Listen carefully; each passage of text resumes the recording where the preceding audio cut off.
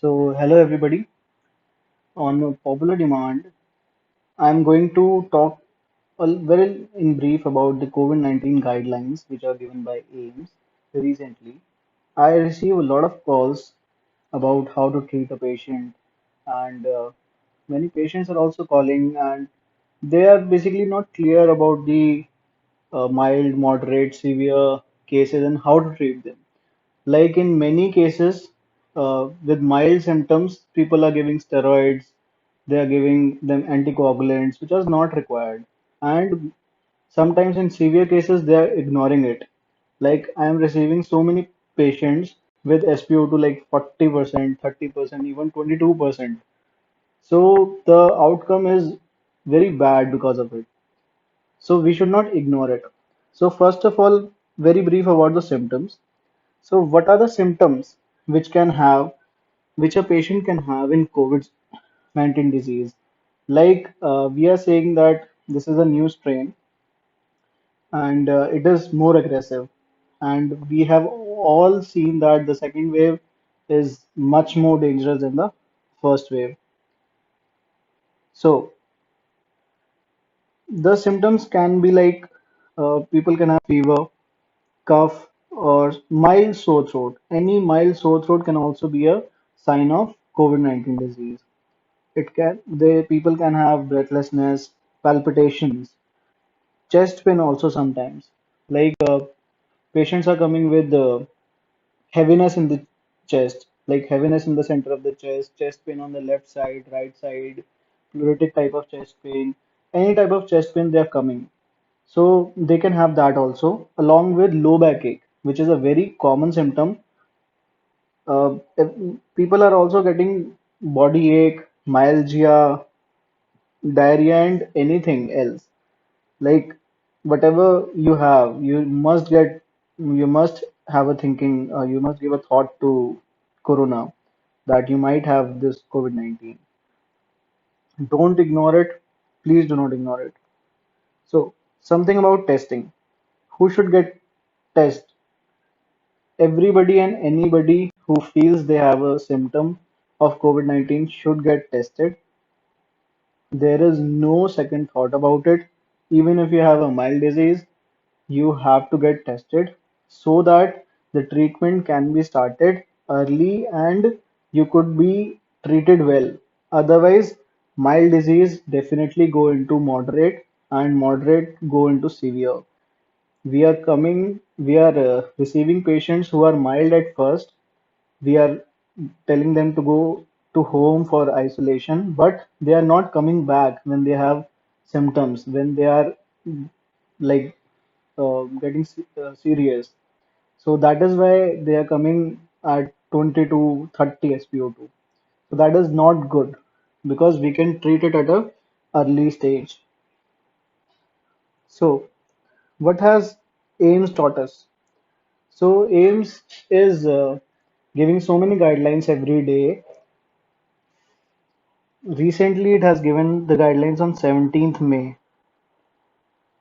Okay, so these are the guidelines of 17th May. First of all, we have to understand what is a mild, what is a moderate, and what is a severe case. Correct? So, mild case, anybody who has SpO2 more than 94% and respiratory rate less than 24 per minute. So, we call it mild disease. Everybody is these days people are getting CT scans, CRP, ferritin, D dimer, and telling that we have mild disease, moderate disease, or severe disease. Wrong. Mild, moderate, severe is only and only based upon SpO2 and respiratory rate. So the only important thing you have to do is check your SpO2 through a pulse oximeter. You can definitely buy a pulse oximeter from market. It is available in Amazon also.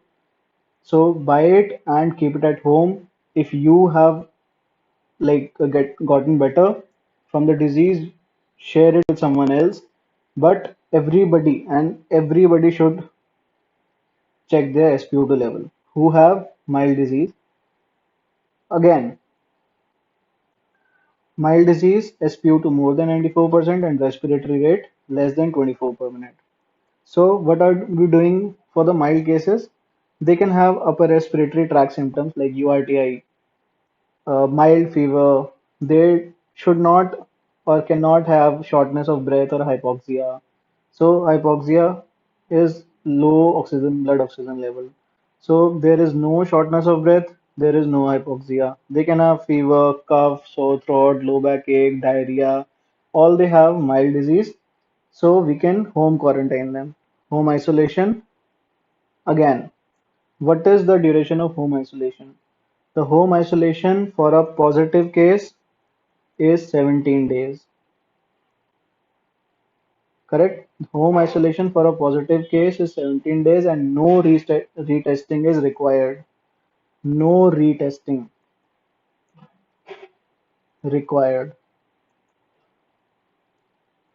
For a positive contact, what do we mean by positive contact? For example, in a family, one person gets positive, all other they become contact of a positive patient. So they have to do quarantine at home for 14 days.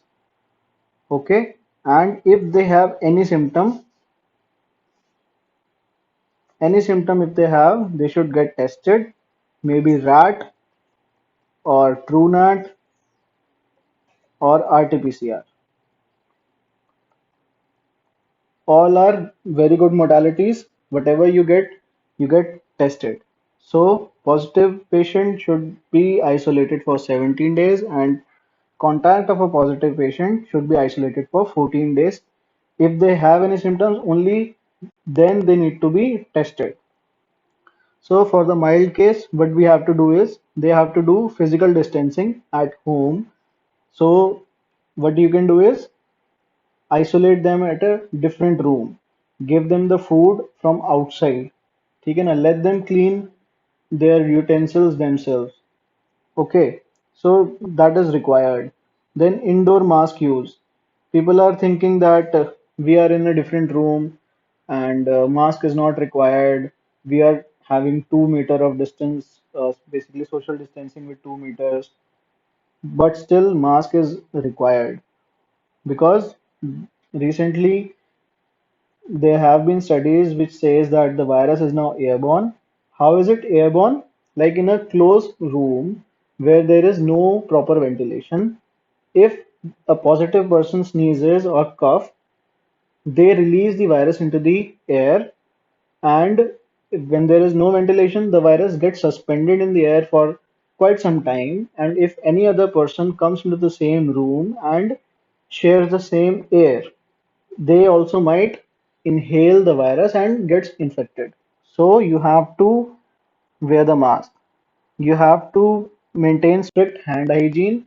We all know about the hand washing techniques. If not, then I'll be sharing it with you in the next lectures. So what do we have to do? Management, symptomatic management is there. Like if you have fever, give antipyretics like paracetamol or Dolo. Drink lots and lots of water.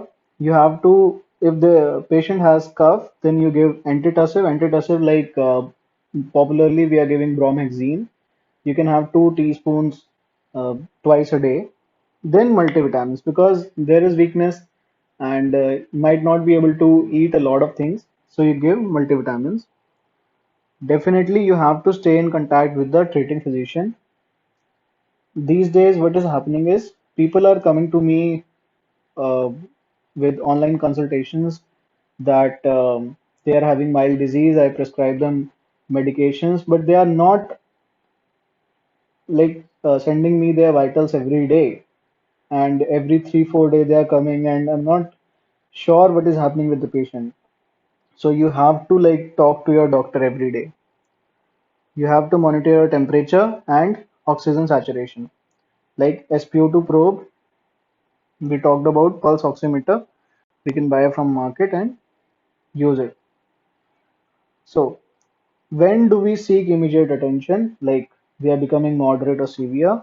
If SpO2 is more than, oh sorry, if SpO2 is less than 94%, or you have difficulty in breathing, or you have high grade fever, or the fever is not settling after 7 days, you have severe cough at night, basically for more than 5 days, and we should have a low threshold for people who have high risk features. What about the high risk features? Who is considered as high risk? Who has any immunocompromised disease like diabetes or certain infections, arthritis, anything. So they are in high risk. We'll be talking about the high risk cases shortly. So what people may do, but they can also have ivermectin. Like we are definitely giving them ivermectin and azithromycin for 3 days.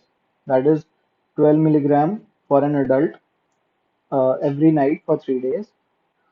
Hydroxychloroquine, basically, it was initially said by the ICMR that SCQ is important, but many studies have stated that SCQ is not at all effective in COVID-19. So we had a talk to the ICMR people, and what they told us that SCQ is not for the mother for the person who is getting treated. It is for the community. Like if a person who is positive takes hydroxychloroquine, he sheds the virus less. So others get basically saved from the disease. So that is why hydroxychloroquine has been still in the treatment guidelines of AIMS. We are not giving hydroxychloroquine because it has a lot of side effects. We are only giving hydroxychloroquine if somebody has uh, like we cannot give ivermectin to them. For example, pregnant females. So in pregnancy, we are giving hydroxychloroquine. Again, if they have sore throat, cough, or mild dyspnea, we can give inhalational budesonide. It is coming by the name of Budecort. ठीक है ना? It is 800 microgram. We are giving it in MDI form. MDI is metered dose inhaler, and everybody must know how to use a MDI because 99.99% people use the MDI wrong whenever they are using it for the first time. So we must know how MDI works. How do we use MDI? So next is we have to talk about the moderate disease. Anything, any respiratory rate more than 24, SpO2 less than 94.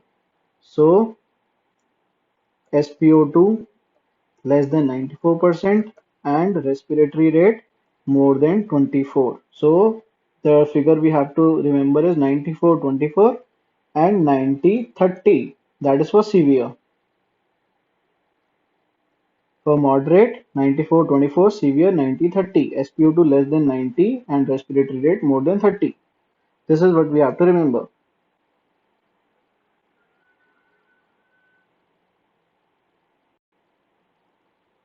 So what do we have to do in moderate cases? We have to admit them. How do we go ahead? So first we have to give oxygen support. Our target SpO2 should be 92 to 96%. With COPD, we have to give a low, we have to have a higher threshold, and we can have SpO2 88 to 92% in COPD patients. That is, COPD is chronic obstructive pulmonary disease. How do we give oxygen? With a non-rebreathing face mask. There are different kind of masks. So we give non-rebreathing face mask. Then awake proning. It has been very popular that we should make the patient prone, and there is a sequence. So I'll share the sequence with you later on. So every 2 hours we have to do awake proning of the patient in moderate disease. So initially SpO2 should be 92 to 96%. non-rebreathing mask, and awake proning. The drugs we have to give is we have to start with steroids. Definitely we have to start with steroids. We can give methylprednisolone or dexamethasone. Doses that is prescribed by the physician only. Do not take them on your own because physician gives them according to your weight and everything. So do not take them on your own. So we are giving injections initially, then we can switch to oral route if the patient is improving. Another thing is anticoagulation. What has been told to us that the COVID virus, it makes numerous microthrombi in the lung. The white patches which we are seeing in the lungs, like the we are seeing the white patches in the lungs in the periphery or basal area. So these patches, they are like numerous microthrombi. Millions and millions and millions of microthrombus are formed. So we have to give anticoagulation. So how do we do it?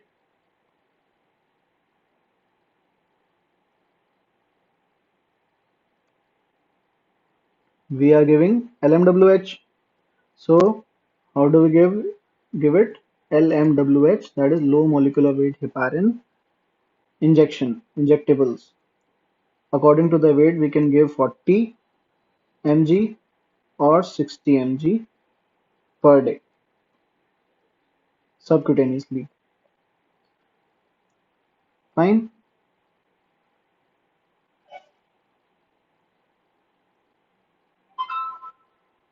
So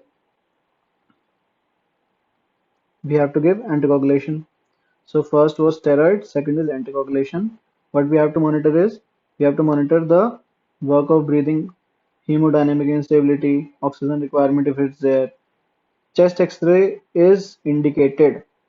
Chest X-ray is indicated. HRCT is not indicated. Indicated only if going into the severe disease. So every patient coming to me is coming with HRCT scoring, which is not required at all. A simple X-ray is more than enough. One HRCT is equal to 500 X-rays. If the patient is saved from COVID-19, he might develop complications with the radiation exposure. So do not expose yourself with so many radiations. Sometimes the patient is getting 4 HRCT, 5 HRCT. I don't know what they are trying to like treat. Definitely not COVID. So in this, what we have to monitor, we have to take initial CRP D-dimer every 48 to 72 hours. The AIMS has told us to do it, but routinely we are not doing it. We are doing it at initial stage to know about the severity. And only if the patient is getting severe, then we are doing it. Otherwise, we are not doing it. The complete blood count, kidney function test, liver function test can also be done. IL-6 levels, we are not doing it. And only when the patient is going into severe disease, then only we are doing the interleukin 6 levels. What about the severe disease? We have to definitely admit in ICU.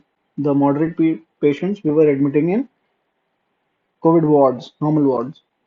So again, 90s and 30, less than 90 SpO2 and more than 30 respiratory rate, that is severe disease.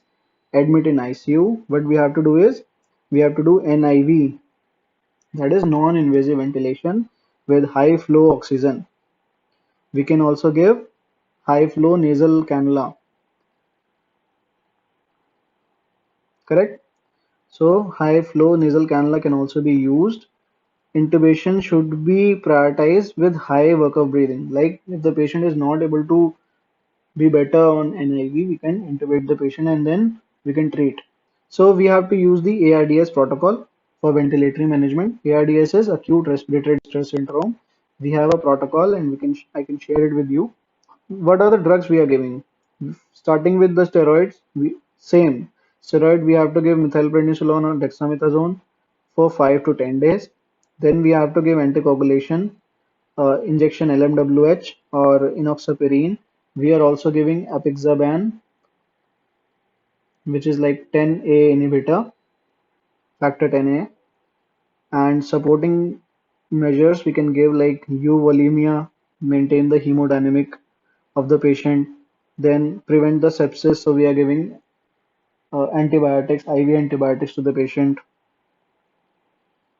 And how do we monitor? We are doing serial chest X-rays and chest CT is still not indicated.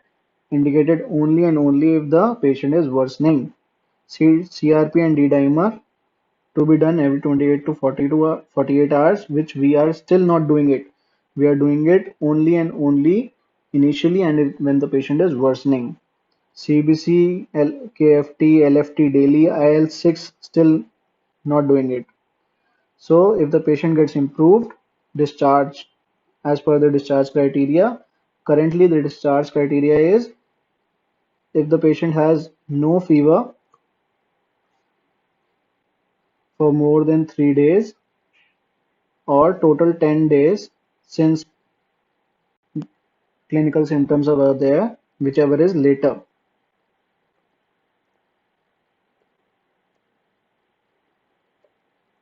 Okay. So now we have to talk about the high risk criteria. Even in the mild disease, we have to have a low threshold because they are definitely getting severe within 2 3 days. The high risk criteria, what we have to understand is most important is obesity.